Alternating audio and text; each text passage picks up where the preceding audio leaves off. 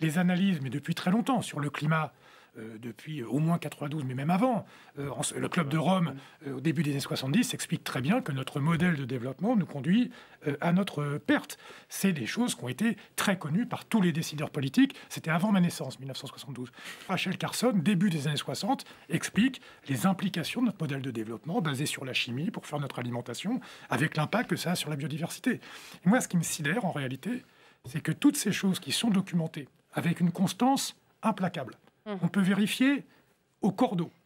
Ça débouche sur une inaction et une inertie politique. On va parler de l'action, mais redoutable. Dans Oui, un instant. Ça le sujet, quelque part, que le truc est fuité, pourquoi il a fuité. Non, mais c'est pas ça. C'est qu'on a envie de savoir si oui ou non on est dans les clous. On a quand même signé des accords de Paris pour ça. On s'est donné des objectifs. Mais la réponse est non. Non, mais cette réponse la réponse c'est non. C'est non. C'est non. C'est non. Dans quelle ampleur c'est non? Disons, on peut mesurer ça.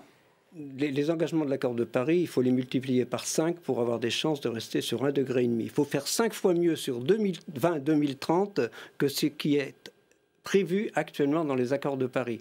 Il faut les multiplier par 3 si on veut avoir des chances de rester autour de 2 degrés. Ces chiffres sont là, ils datent vraiment du rapport précédent du GIEC. Donc oui, on sait ce qu'il faut faire. Et ce n'est pas à la marge, c'est vraiment multiplié par 3, multiplié par 5. Et il faut atteindre neutralité carbone en 2050, ce que 130 pays ont inscrit actuellement dans leur législation, dans leurs objectifs, mais malheureusement, ils s'en éloignent dans la réalité. C'est tout le problème.